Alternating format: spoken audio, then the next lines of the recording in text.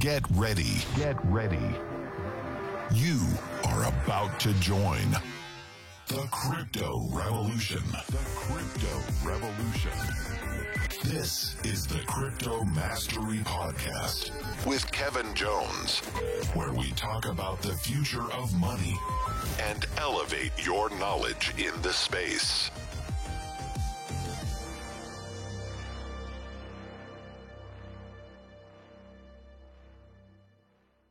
What's up, everyone? This is Kevin Jones, builder and educator in crypto, and this is the Crypto Mastery Podcast, where we talk about the crypto industry and elevate your knowledge in the space.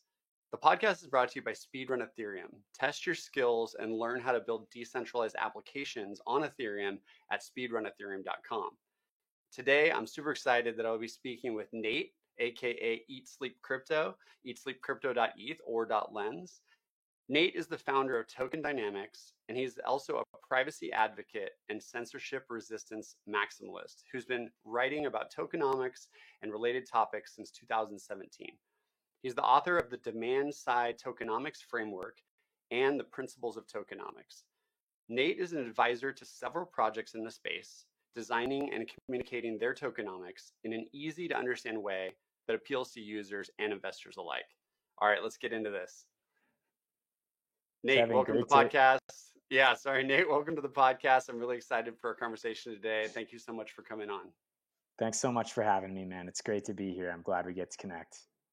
Yeah. It's been a while since I saw you. I'm trying to remember. I think it was Paris, right? We were at ECC during that week. How have you been since then? I've been great, man. Things are really moving along at Token Dynamics. We launched in Paris at the end of the conference, and ETH Global Paris was a riot, and everything else has been going really well. So things are awesome. That's awesome, man. That's great. So I know you pretty well, Nate. We've known each other for about a year now, I think, is when I first met you. But for people listening in that want to know who Nate is and what Nate's all about, why don't you give us a little bit of introduction about yourself and kind of how you came to be Eat Sleep Crypto?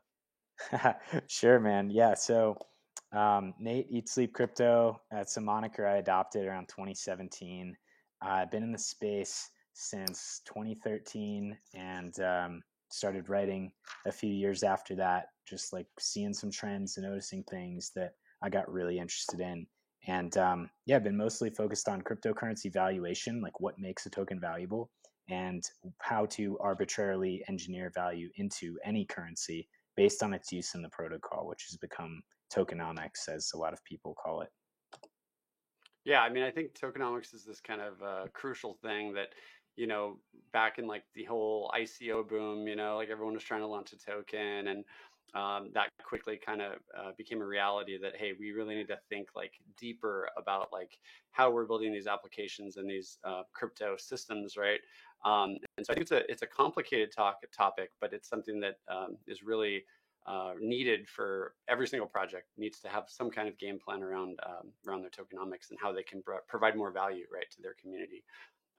What about your personal life? Like, where did you grow up, and how did you get to where you are now? I believe you're in San Diego, right? Yeah, I'm based in San Diego normally. Right now, I'm in Medellin, Colombia. I'm hanging out for a couple months and getting work done, being able to put my head down here. It's just a good routine to have. And but yeah, I guess personal background, like grew up in sort of the Midwest and didn't have too much else going on. I had to make my own fun, but found my way into surfing, which got me out to San Diego eventually. And what else? I guess that's my main interest outside of crypto. And then crypto takes up most of my time, as the moniker implies. Eat Sleep Crypto. Sometimes it's No Sleep Crypto, or other days No Food Crypto. But pretty much just stoked on surfing and crypto all the time. That's like my life. And then here, Medellin right now is just crypto focused entirely, and eating good food, drinking great coffee, things like that.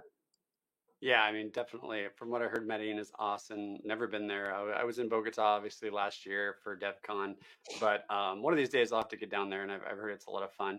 No, that's great. I mean, I think that like all of us need some kind of like outlet, right, to do something, something to exercise or some kind of passion. So it's great to see that that surfing is your passion, especially being in San Diego. I think that's a good spot to surf. You can most days probably get away without a wetsuit. Here in Santa Cruz, not the case, but that's awesome. That's great. And then how did you get into crypto? Like, can you give us a little bit of a backstory of like how did you came to this kind of conclusion that hey, tokenomics is something very interesting to you, and what was your first experience with crypto, and how did you get to where you are now? Yeah. So, like I said, I've been in the space for a while. I found Bitcoin in 2013 when the Silk Road was getting popular. A friend told me about it, and I was like, "What currency is this that the government has not shut this thing down yet?" He's like, "Yeah, it's been going for a couple of years." I'm like, "Holy crap, this is like pretty big." I knew instantly like this was going to be something important, and so I looked into it, did a school project on it. I was an information systems major, and studying information systems, business analytics. So it was kind of moving toward data science. And when I heard about this, I looked into Bitcoin and I told my class, I was like, we had to do a school project on some emerging technology. And I was like, guys, governments have already tried to shut this down. Like, this is not going anywhere. And what struck me about Bitcoin and looking back on it, what I appreciated the most was that this network was held together by economic incentives, not some elegant technical code. Because if you look at the Bitcoin code, Satoshi shows evidence he was a self-taught programmer. And it was not like some perfectly ordered code that kept Bitcoin running as long as it has. It was the economic incentives that maintained the network over time by paying miners, by incentivizing users to shill Bitcoin and share it with other people. So the economic incentives were my primary focus from the beginning and are my almost my exclusive focus now. That's awesome. And did you kind of find Ethereum kind of along that path as well, or like other cryptocurrencies? What was the realization that maybe there was something more than Bitcoin, right? Bitcoin was this kind of aha moment for everyone. I think even myself, first thing I heard about was Bitcoin. But like, how did your experience go? Like figuring out about other blockchains and other cryptocurrencies, and kind of what was your experience there? Yeah, well, there's obviously like Litecoin and Dogecoin, and there were a bunch of weird ones that don't exist anymore, like Peercoin and things like that, that were Prime Coin, things that got issued early on in 2013, 2014. Ethereum came around. I think the ICO was 2015, and I found out about Ethereum. Like, I heard about it because I kind of had my ear loosely to the space. I was lurking on the Bitcoin Talk forums and hanging out, just watching like what was going on in Bitcoin development, which at that time was the block size debates. And Ethereum came onto my radar around like right after Coinbase listed it, and right before the DAO got hacked. So I panic sold Ethereum at a loss for $8, and that was my first intro to Ethereum. There are now, tens of thousands of currencies, and when 2017 came around, it really turned my head toward those. And I was asking this question: what makes any of these currencies valuable? Like, I understood that Bitcoin was a peer-to-peer electronic cash; it was to be valued as a medium of exchange, and that formed the foundation of one of our valuation frameworks at Token Dynamics, which is that for cryptocurrencies. You can find that on Eat Sleep Crypto on my website from back in 2017, 2018. And but I started to ask, like, what makes any of these tokens valuable? And I asked that question, started doing like I called it the Investor Series. So I had this newsletter where I would put out articles on how to value these cryptocurrencies fundamentally and create like financial models with adjustable assumptions and explain why that particular currency should be valued in that way or in a different way. And so that question of what makes a token valuable became, how can I engineer value arbitrarily into a token based on this understanding of what makes a token valuable? And that study became known as tokenomics. So I started writing about economic security in 2019 with stable coins and generalized economic abstraction, a concept that Vlad Zamfir had been talking about for a couple years. And then in 2020, I wrote an article called Token Analysis, Token Engineering, and Token Design, or something like that, Token Architecture. because I didn't know what to call this. I was like, what is this field? What is this discipline? And other people have called it different things. Now there's like 10 different things that people say are tokenomics. And maybe that's what we'll get into next, of like a definition for this stuff. But I was writing about like what makes a token valuable and how you can make a token valuable on purpose. And that's become like tokenomics and what token dynamics does today. Yeah, I think it's an ever evolving concept to try to figure out tokenomics on cryptos, because as the technology innovates and new use cases are coming about, and there's more adoption, I think it gets a little bit harder to really grasp everything when it comes to tokenomics. I'm curious what your thoughts are around the current state of Bitcoin, and do you think that some of the slow moving aspects of the protocol in the end will hurt Bitcoin, or do you feel like Bitcoin is still a solid, from a tokenomics perspective, a still solid cryptocurrency? I'm curious to think where you think it goes from here. Do you believe in the flippening? Where do you think Ethereum was going to overcome Bitcoin? Where's your stance there? Yeah, those are all good questions. I think I was a big blocker in the block size debates, and so I was very discouraged when Bitcoin refused to activate SegWit 2x, and I went to the Bitcoin Cash community and was kind of stuck in that cult for a few years, and found Ethereum again in like 2020, just in time for DeFi summer, and started paying attention more to it.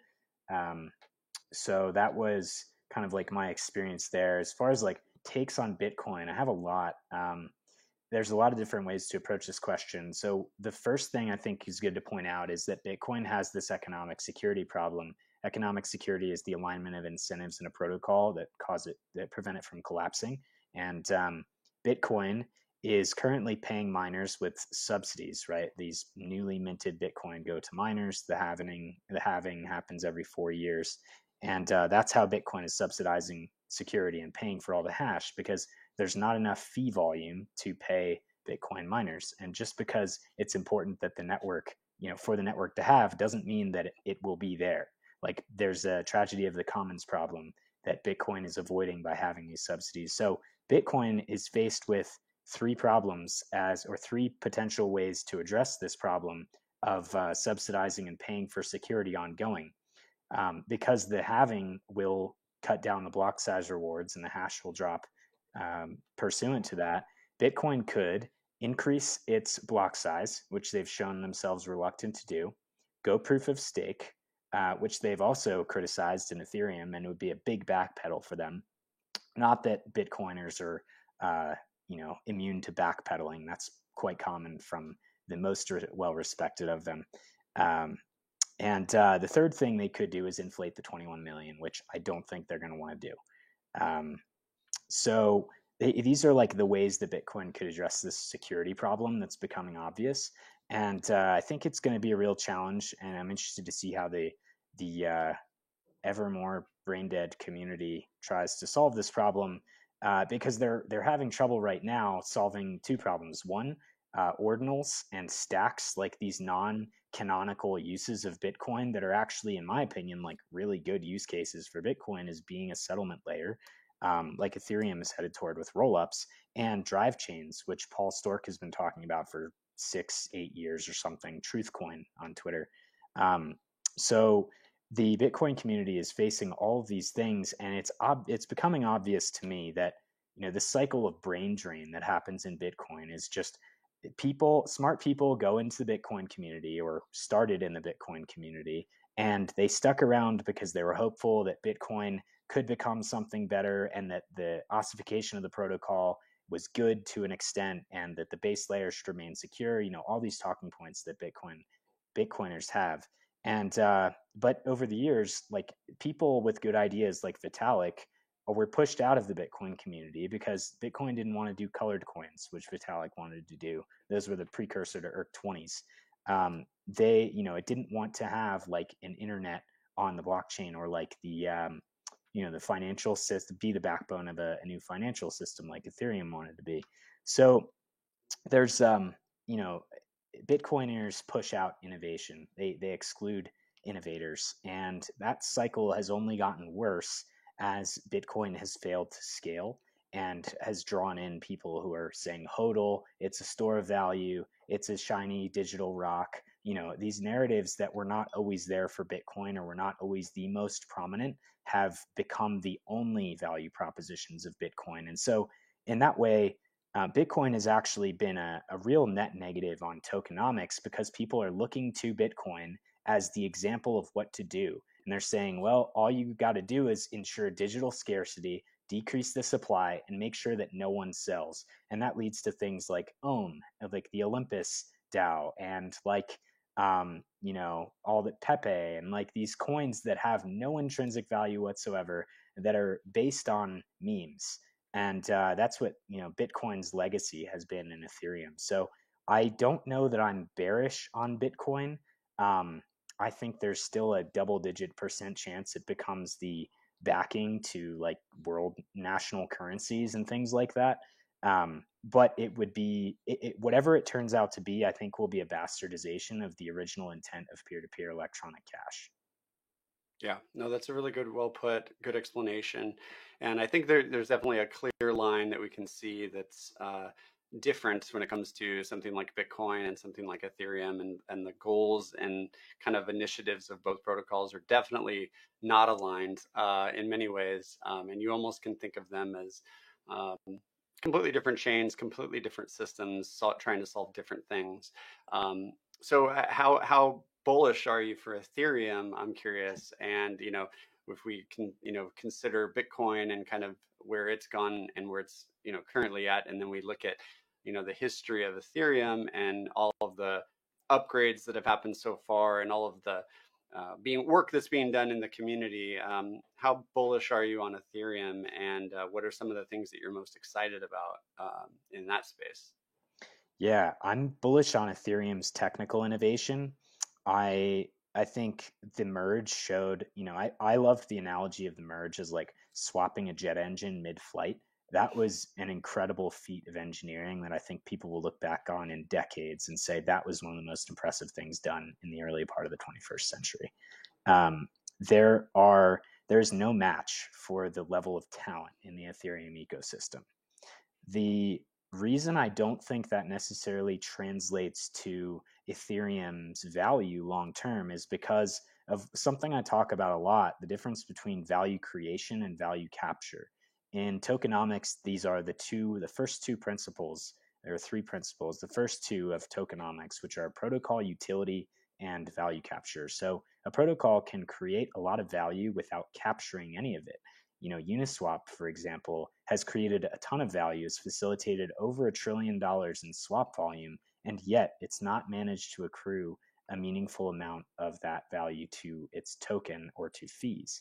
And if you were to value a Uniswap like an equity, like I think would be reasonable if they had the fee switch turned on in all pools, then it would be worth something like 50 cents if 100% of the swap volume had gone to the Uniswap holders. Obviously, that's unrealistic. And so Uniswap is orders of magnitude, like overvalued by orders of magnitude, no matter what they do going forward. Unless they're going to be the only AMM for every asset in the world. And that's kind of what they're banking on. But my suspicion is they will not be able to turn on fees. And for a variety of reasons, I don't think they'll be the only AMM in town. So the idea is that a protocol can be very innovative technically, but if they don't introduce a token in the right ways, then they will fail to capture any of the value that they create. They'll fail to accrue any of that to a token or distribute it out to investors, however they want to do their tokenomics, whichever tokenomic mechanisms they want to use to capture that value. It will, they won't be able to do it unless they use tokens in the correct way. So with Ethereum, I think the narrative of Ethereum is valuable because it's accruing fees is wrong. Ethereum's intrinsic value based on its use for fees is something like $20 or $30. EIP 1559 helps out a lot. And, to a degree, the demand for returns from staking magnifies that value, but not very much. And so that is one concern that I see. And I think that was the original impetus for Ethereum's pivot to trying to be ultrasound money, which I think is that's a good direction to move. You figure if Ethereum, the asset, is valuable, it's kind of like oil or electricity in that it's a real utility that gets you something. It would be great to use that as an all-purpose medium of exchange. I think that would be really interesting and a good value proposition for Ethereum going forward. There are a couple things, though, that give me pause about Ethereum's future. And the one is the fact that rollups can just free ride and use Ethereum for security. There's not a great way around that except like social ostracization of those rollups. There might be another way to incentivize that. But for now, it's kind of on the social layer. And the second thing that is really concerning that I've been digging into is restaking, and specifically restaking for security through EigenLayer. So I think there's a non-zero chance that EigenLayer blows up the entire Ethereum ecosystem and causes the whole thing to collapse. I'd like to dive more into that actually, because I think this concept, whenever I talk about EigenLayer with anyone, I always kind of see glazed over look in their eyes when they try to explain it to me. So maybe for the people listening that can kind of get a high level understanding of what it means to restake and what kind of EigenLayer is kind of hoping to do on the protocol. Yeah, so the way I'd describe it is you have an asset that is staked somewhere. You can use that liquid staking derivative to provide security somewhere else. So use the same token as collateral in a separate protocol so that you're offering, you say, I have this staked ETH here and I'm willing to put this up as collateral for this, the second protocol number 2, in case this gets slashed, then you can have my staked ETH. And the problem is you're using the same collateral for multiple contracts. In TradFi, this is called rehypothecation, and it's explicitly illegal unless both parties agree to it. And so the reason this is illegal is obviously if you get slashed in one place and can't make good on your obligations in another, then your contract, some counterparty is going belly up on that particular contract. And in the context of Ethereum, what that might look like is a protocol being slashed. Let's say, God forbid, Lido gets slashed, all the Lido validators get slashed to 0. I know this isn't very likely, but bear with me on the hypothetical. All the Lido validators get slashed to 0, and that Lido staked ETH was used to secure some other contract, whether through EigenLayer or a different restaking protocol. That Lido staked ETH would be worthless, and it would be securing all of these other protocols. That collateral is now worth 0, right? So what do all those protocols have for security? If it's nothing, if that was the only thing securing some L2 or something like that that's being secured, those people are not going to be made whole, and that security isn't going to be there. So someone can, use that collateral and either put more of it up where it's marked to market as worth, let's say it's worth $1,600. All of a sudden it's worth $0. You can double spend on the L2 if that's the mechanism. Like there's a lot of different ways that it can go wrong. And I'm just describing one with like Lido staked ETH as an example getting slashed. But this could happen if something else, some, token XYZ is supporting 5 different protocols. If token XYZ goes, if protocol A gets slashed, then protocols B, C, D, and E are also at risk because their collateral, the thing that's securing them economically, is now worth however much less because all of it's been liquidated on an order book. So those are the 2 sort of scenarios. There's the underlying gets slashed at the lower layer, or it gets, something at the top layer that's being secured gets slashed and liquidates all of the tokens that just got slashed on an order book, and it decreases the value of every other protocol that's using the same collateral. So those are 2 scenarios where I could see a real issue in using the same collateral, aka rehypothecation. And that's a systemic risk that's being introduced to Ethereum that is not being given enough attention because people don't have the proper mental models and analogs in mind. Yeah, well, I mean, we see it often in crypto, right? We see different people kind of come up with things like algorithmic stable coins, or Yeah. trying to figure out, some kind of advanced lending protocol like EigenLayer. And I think that it's these are complicated subjects that some people on the facade, trying to interact with the protocol, might really not take the time to investigate this, and really understand what's going on. How do you think we approach that from a usability, like from a user perspective? I think as the industry grows, I mean, we already have issues with scammers, and we have issues with different things like this. But how do you think we solve that? Is it education? Is it, awareness? Is it some kind of, source of truth? Like, what do you think that can be done about this? Yeah, I think it's a combination of things. So one of the concepts here is that I don't think we're ready for mass adoption, and I don't think we need mass adoption either. I have very unpopular takes across a range of topics, and one of them is that mass adoption is not important.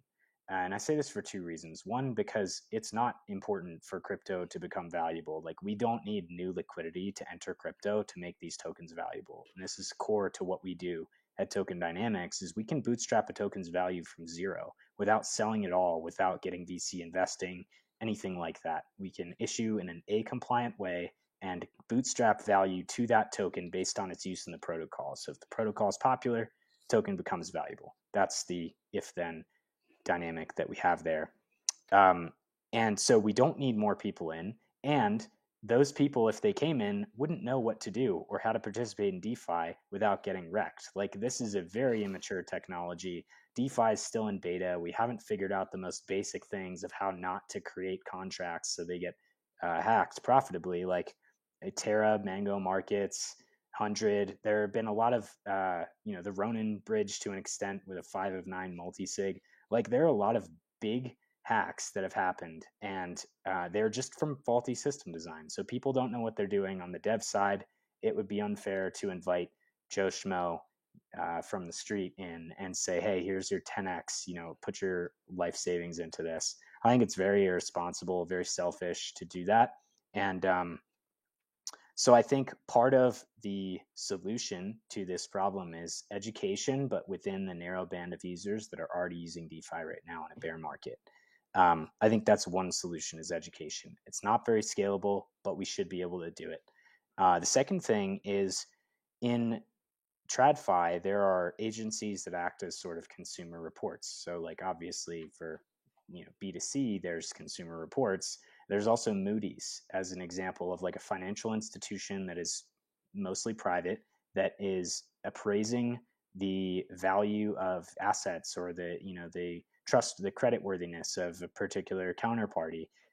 These kinds of agencies are going to be very valuable. And we see these with like L2Beat or DeFi Llama. Like, these kinds of websites are explaining how protocols work and what their risks are.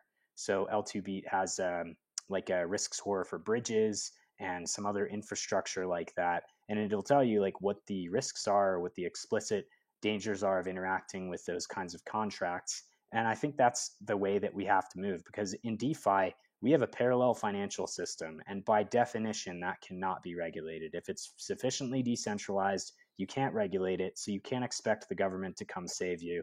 And that's why we've been creating this in the first place, because in my mind, the value proposition of DeFi is censorship-resistant, permissionless finance. And to bring in a government, like a regulator, is anathema to the ethos of the space. Like, that is the exact opposite of what we want to do. And if we're not going to have any regulators, then I think we're going to have a combination of hard lessons learned by beta users, right? And also, we'll have to develop our own immune system to these kinds of things, because you're right, we do have scammers, and we do have unqualified protocols where they're just poorly designed, but it's going to be on us and no one else to route those people out. So I think the combination of education and consumer reports like agencies that are going to take the place of the roles that government agencies pretend to have now, like the SEC, supposed to protect investors, but we all know the truth. So we want to compete with those and maybe create something like the ESC, the Eat Sleep Crypto, or I was going to do the Economic Security Company. But, I'll throw Token Dynamics hat in the ring as one of these protocol design firms that has a good understanding of what protocols are good and which ones are safe. And that's why we decided to offer economic security assessments. So we can talk about that if you want in a bit. Yeah, actually, absolutely. I think let's dive into that. So, we kind of touched a little bit on tokenomics, and I think people listening in probably have a decent understanding of some of the initiatives and things you need to think about from a tokenomics perspective. But maybe you can give a high-level description of what tokenomics really is, and then give us some examples of protocols or different applications that are good examples, right, of tokenomics and a good example of a use case of tokens. Yeah. So there's a lot of definitions for tokenomics. I think the one that users are used to is the pie chart that shows which tokens go to investors, users, community, and team. And that is one half of tokenomics. It's the less important half. That's the supply side of tokenomics. And I've defined what's called the demand side of tokenomics as the way that a token is used in the protocol, which cause it to accrue value. So these are called tokenomic mechanisms, and there are different ways you can use a token that cause it to accrue value in different ways, give you different dependencies, and accrue different amounts of value. So they're capturing more or less value depending on the ways that these tokens are used. And tokenomics is made up of 3 principles. So I've developed these over the last 6 years, put a lot of thought into it over the last 2 in defining these formally. So the first is protocol utility. I mentioned this. This is the value that you create for users and all groups of users. So the utility you're creating for your essential users, the people that are there for the non-financial gain of your protocol, and the users that are just there for gains, for yields, like mercenary users. Call these mercenary capital. They're purely financially interested. They're not interested in using your protocol for any other reason than you're paying them in something they can convert to dollars or euro or whatever their national currency is to buy groceries. So that is the protocol, your protocol's utility. And most of your protocol's utility is going to come from the ways that you leverage blockchains in their unique properties, chiefly censorship resistance and programmable money. The second principle of tokenomics is value capture. So you can create a lot of value, but your tokens might not necessarily be valuable if all they're used for is governance. That's actually going to be a liability, not an asset. The liability comes from people being able to purchase your governance for cheap and then subvert the protocol either by liquidating the treasury or changing it to their own ends in a way that benefits you and not other users, or benefits them and not other users. So this is the importance of value capture comes in with when you're considering how to compensate yourself for having launched a protocol in a risky regulatory environment. It's how to incentivize organic marketing to come from your users, and it's how to best capture, in essence, the value that you're creating, because you're creating value out of nothing. Like, there was no Ethereum before Ethereum existed. Now that there is Ethereum, there is a quantifiable amount of benefit to the entire world because this thing exists. Vitalik should be compensated accordingly. He should be paid a lot of money. And so I think users and developers often look down on value capture, but there is, it is absolutely necessary, especially in such an intense regulatory environment that we have right now, to capture value, to compensate yourself for building these things. The third principle is economic security. This is the alignment of incentives in a protocol that prevent it from collapsing. So another way to put economic security is to contrast it with technical security. Technical security is a lack of bugs in the code. Economic security is a lack of bugs in the incentives. And we've seen a significant uptick in the number of economic exploits in the last couple of years. By the time this is released, I think our exploit list will be out on GitHub. So check out GitHub Token Dynamics XYZ, all one word. And that will have the list of historical exploits which have been economic in nature and not technical. And in the near future, next couple of weeks, we're going to be publishing the high level of our framework of how we evaluate economic security and economic security exploits, how we QA protocols to go through those quickly and find any exploits that might put the protocol in jeopardy. That's awesome. I want to dig a little bit into something you talked about. You talked about governance. You talked about governance tokens. I think how you phrased it is that it actually can be a little bit of an issue for a protocol to have only a governance token. Maybe you could expand a little bit on that. Do you believe that the entire structure of DAO governance via token is a bad idea, or is it that that is the only, if that's the only aspect of the token's value, then it's not enough to, I guess, compensate and help the protocol? Yeah, so I'll say this, it's going to be pretty controversial, but DAOs are of limited use to a narrow set of non-essential blockchain applications. I don't think they're very good at accomplishing what they're supposed to. DAOs are either too inefficient to be effective or too centralized to be censorship resistant. And I don't see a future for the DAOs that we see in Ethereum today. I think some things like DarkFi are going to provide the right utility to DAOs to keep them censorship resistant. DarkFi has anonymous DAOs, and I think we're going to see some real innovation from those, and see them accomplishing their objectives without seeing the kind of regulatory action and piercing the veil, so to speak, that we're seeing with DAOs today.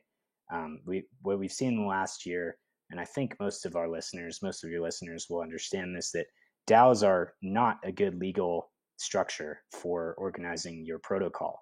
And so I think we're going to continue to see that kind of crackdown on DAOs. And unfortunately, as noble as the intentions of these DAO owners and DAO governors and DAO participants are, they are failing to see the forest for the trees. They're seeing a way of coordinating through a blockchain, not recognizing that there are a lot of additional factors they have to consider. One of those is the value of their token, because if your token is not sufficiently valuable, then it's cheap to buy votes. And if it's cheap to buy votes, but those votes aren't directly benefiting the person who purchases them, you can only assume that that person has extra protocol incentives and is going to use the tokens to subvert the DAO's stated interests in favor of their own. Yeah, I think I heard a story the other day, and maybe you know the details, but so a hacker supposedly got a hold of the majority of tokens to be able to vote on the DAO after he hacked, basically saying that if you voted for this, you will not pursue the hacker in the hack. So I thought that was quite interesting that someone actually used governance to protect themselves against the hack. Yeah. Quite interesting. Yeah, no, I think there's this problem with scale with anything. I mean, we see it all the time. When you get to a certain scale, I think it's really, really hard to coordinate. And I think people will think, oh, governance token is the way to go. But I think it's hard to really do it at that scale. So I kind of agree with you there. I wish I knew what the answer was to solve that kind of governance story, but yeah, no, that's a good answer. So let's talk a little bit more about projects that have good tokenomics. Can you give us an example of a project you've seen or a protocol that you've seen that is just excelling when it comes to tokenomics? Yeah, so I'm glad to be able to plug Thorchain on this at this time because they've recently doubled in their token price. It's funny, I've started talking about Thorchain as the pinnacle of tokenomics, and I wouldn't say the pinnacle because there are actually issues with Thorchain.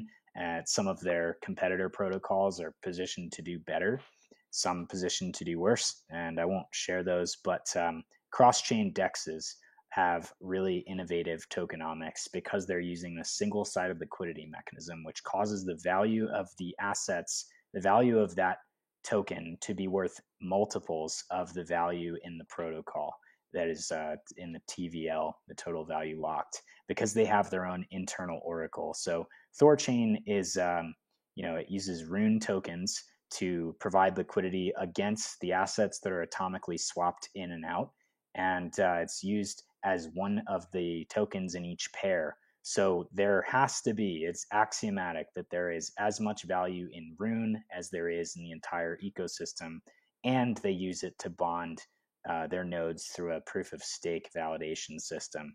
So they're required to over collateralize the assets in the system. So what you end up with is the value of Rune is roughly 3 times what the value of all the assets in the system are. And given that the system is growing and that more people are using atomic swaps to have censorship-resistant cross-chain trades, there is growing value to the Rune token. So I like Thorchain as an example of a fairly censorship-resistant protocol with pretty good tokenomics. And I think people can look at that as an example of a way that a token is not used merely as an equity or merely as a medium of exchange, but used in a couple different ways, each of which are compatible with one another and cause the token to accrue massive amounts of value.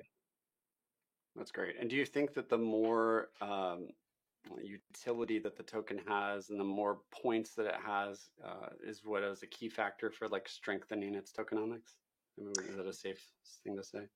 Kind of. And it's interesting because some mechanisms are incompatible with each other. Like if you were to use an equity-like token as collateral, and then for some reason the fees that were accruing to that equity token that were being paid out to investors dropped dramatically, then the value of the collateral would drop dramatically. And so this is an inherent challenge of collateralization, is that collateralization is a risky tokenomic mechanism. You have to mitigate that risk in creative ways in order to properly introduce it to a protocol. So I wouldn't say that the use of the token in a variety of ways, all else equal, is a good thing. I would say the strategic use of tokenomic mechanisms is what makes a token valuable, useful, valuable, and secure.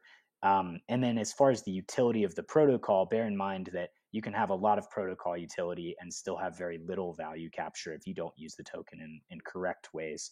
And so this kind of gets at the idea that in the demand-side tokenomics framework, there are trade-offs between each of the 3 principles of tokenomics. So the more, all else equal, the more value capture that you have, the less protocol utility and or economic security you will have.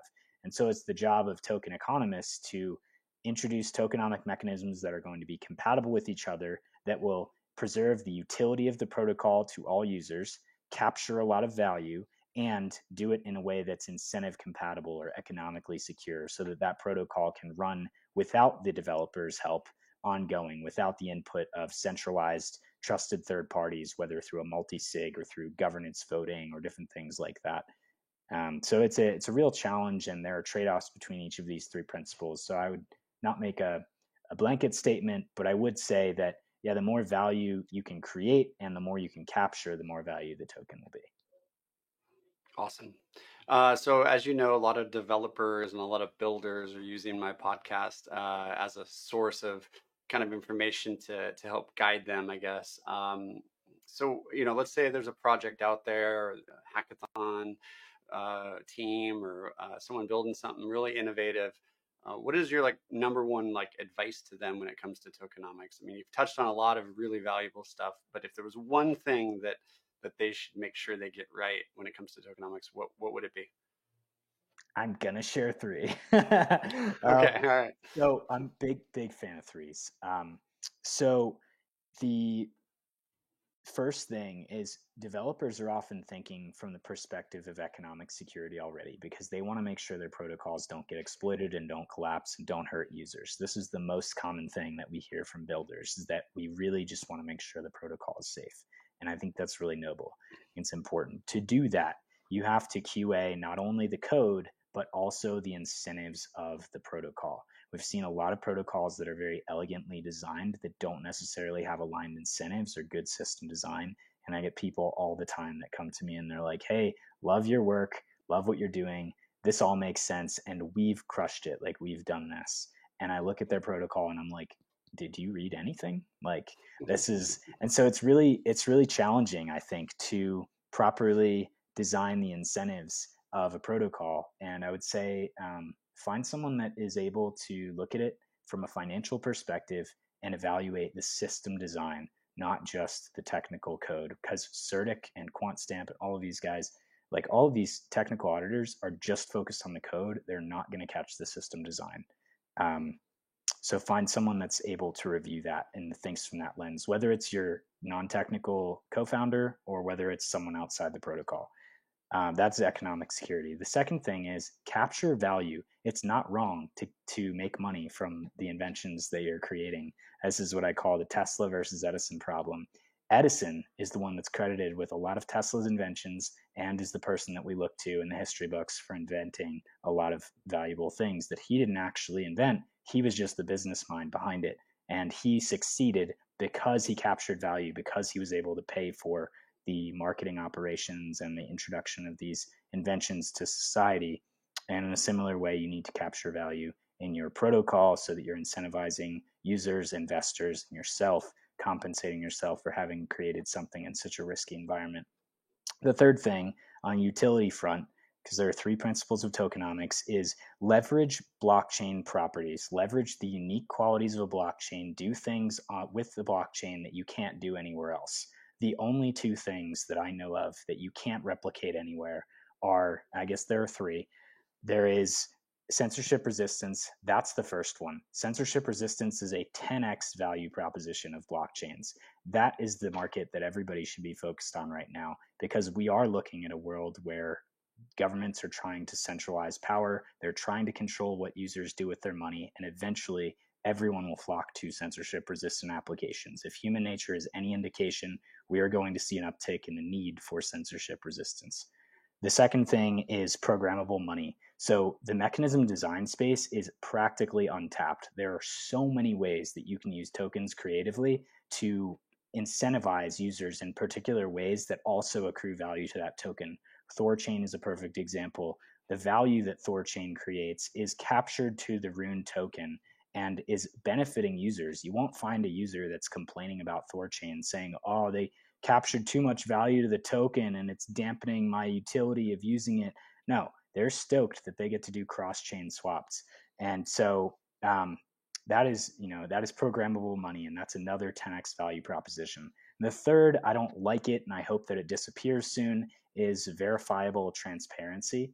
It's the use of a blockchain to prove that some certain financial transaction happened. And I think this too easily lends itself to a panopticon where everybody surveils everybody else. But for the time being, it's an acceptable value proposition of blockchain applications. So I would say strive to use one or all of these value propositions of a blockchain, maybe 1 or 2, the 2 good ones, and make sure that your protocol is leveraging blockchain's unique properties. So all to say, check out the principles of tokenomics.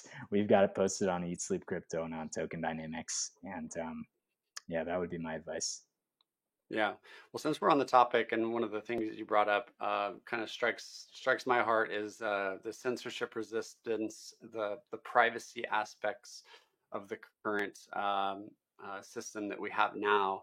There's a lot of room to grow there. There's a lot of improvements that can be made to make things better when it comes to privacy and censorship resistance. What do you think are some of the things that people should focus on in that realm? You know, we see like a recent app I saw was Railgun, which is quite interesting to be able to do some kind of zero knowledge transfers. There's ZK Bob, which is, you know, the stable coin with zero knowledge enabled. So there's a lot of interesting things happening in that space right now.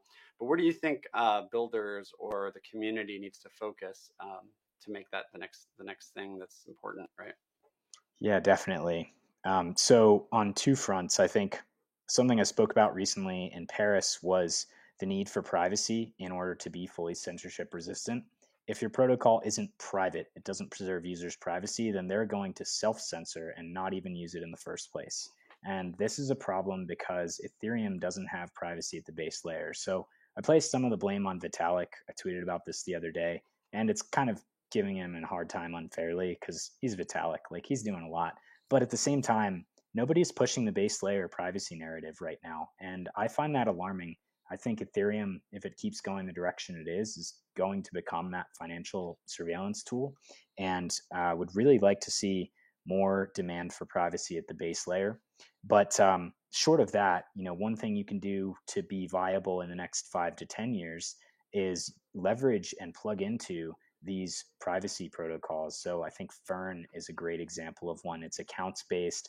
They've developed privacy for the accounts system from first principles, and I think are going to be a more popular protocol in the near future. That's FIRNE. I think it's Fern.cash. But they're a really good privacy protocol. Railgun is another one that has a relatively large anonymity set. It's pretty expensive, and they're developing a compliance tool that's going to be able to dox everybody implicitly. Yeah, ZK Bob's another, still suffers from the lack of privacy and censorship resistance because it uses USDC.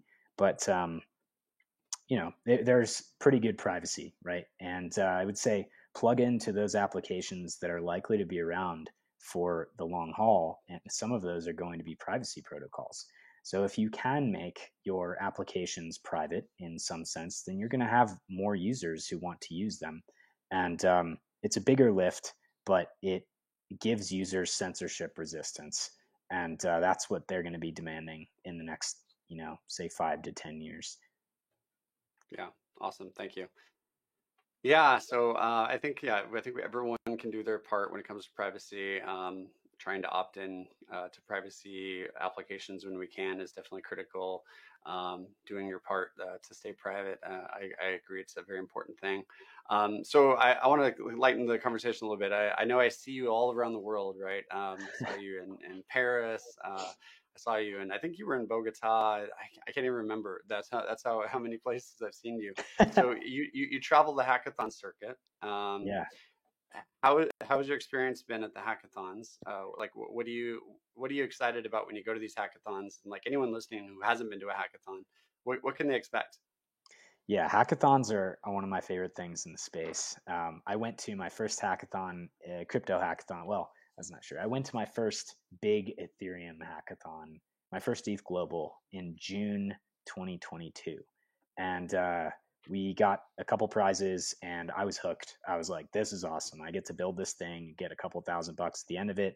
It was really fun. So I've been going to all the ETH Global hackathons for the last year, and I would recommend anybody, even if you're not like a programmer, go to an ETH Global hackathon. They're a great place to meet quality people like Kevin. You'll see me there. I'll definitely be hanging out at one of these hackathons if I don't get booted for doing something like Buttcoin. And hackathons are the best place to learn how to develop on Ethereum, besides Speedrun Ethereum, which is the thing I recommend to everyone to learn how to code in Solidity. But hackathons are the best, man. I'm excited for a couple of the hacks that we have coming up. So Token Dynamics has a development team, a development group that is putting out some mainly censorship resistant protocols. We've got some things cooking for ETH Online, for ETH New York, which is in a couple weeks. We have one in mind in particular for ETH Istanbul. So I'm pretty excited for what we're putting out.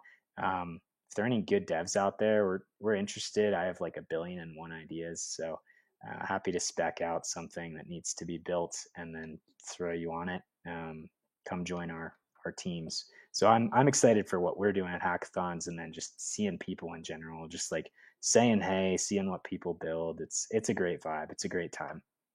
Yeah, that's great.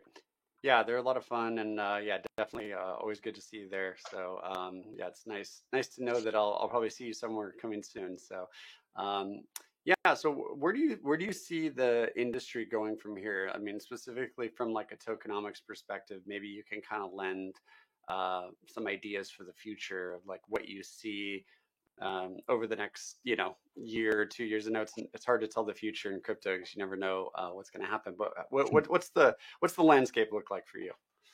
Yeah, well, for me in particular, I mean, I think you kind of hinted at it. The best way to predict the future is to create it. So the things that I'm excited for on the tokenomics front are come from some of the primitives that we're building for our clients right now. We've got like a better version of Moloch DAO that respects liquidity, and it kind of uses the curve model of bribes. So I'm excited for like some neat primitives that are going to come out around tokenomics. I'm also excited for the implications of privacy and mechanism design. Some people have talked about this, that you can do like blind voting schemes and things that totally change the game theory of how participants interact with protocols. So I'm excited to see like all of the novel mechanisms designs that come out as the bull market takes off. I'm excited for some particular protocols. We just did a Twitter space today with Conveyor Labs. They're an aggregator. So they use an intents-based architecture, a term you might be familiar with that's catching on recently. Intents with a T, not with an S at the end. And anyway, the intents, not intense. But we're excited for Conveyor Labs. This is one protocol that we spoke with today on Twitter Space. Excited for people that are doing innovative stuff. And I think as far as trends in tokenomics, we are seeing a trend toward real yield, which I don't like because real yield is the easiest but worst way to capture value. And so we're creating a primitive right now that's going to help real yield protocols and help them to capture more value in a censorship resistant way is what I'll say right now. So stay tuned to ETH Globals. Just seeing all the novel mechanism design coming out of different protocols is going to be interesting. Oracle-less protocols is another really cool one. So Anja Finance, stuff from, let's see, anything coming out of like Uniswap v3 and v4 regarding like options and things like that are cool in general. There's another AMM. They have their own internal Oracle. They're called, I forget who. It's Joe Gundas is the guy that created this. He spoke at ETH Prague. I forget. It's Hoyu. Hoyu is the protocol name. So they're super interesting. And then Nick Fett, who's the former CTO of Telor, is creating a cross-chain stablecoin that it's like a cross-chain DEX / with its own stablecoin and does ZK proofs for burn and mint and stuff like that. So, cool things that people are trying in very censorship-resistant ways and privacy-preserving ways are like what I'm most excited about. But novel mechanism design in general is pretty exciting. Yeah, it's awesome, man. Well, you definitely gave a lot of good, valuable information today. You also gave a lot of information about what's cooking in the future. You're very knowledgeable in the space, and I would urge anyone that's listening that wants to get involved with tokenomics to reach out to you and work with you if you need help. Where can people go to get more information and follow the work you're doing, or if they're interested in getting your assistance when it comes to tokenomics? Where should they go?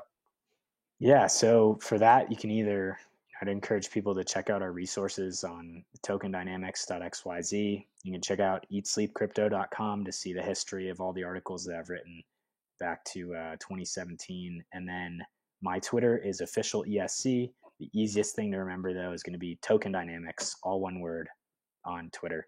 And you follow either of us, send a DM. I'll get it eventually. I'll get it. Like I check my DMs from whoever probably every couple days. So that'll be the best way to reach out. Or I'm at Eat Sleep Crypto on Telegram. Feel free to send me a message with whatever you're interested in, whether that's like being a part of what we're doing or you need help with tokenomics, you need some casual advice. Happy to answer your questions and set up a quick call if you're interested in building anything like that. Awesome, Nate. Well, thank you so much for coming on the podcast and, giving the viewers such value information. I really appreciate your time, and I'm sure that everyone listening also really appreciates the insights you have. It was great having you on the show, and look forward to seeing you soon at a future crypto event. Likewise, Kevin. Thanks so much for having me on today, man. Take care.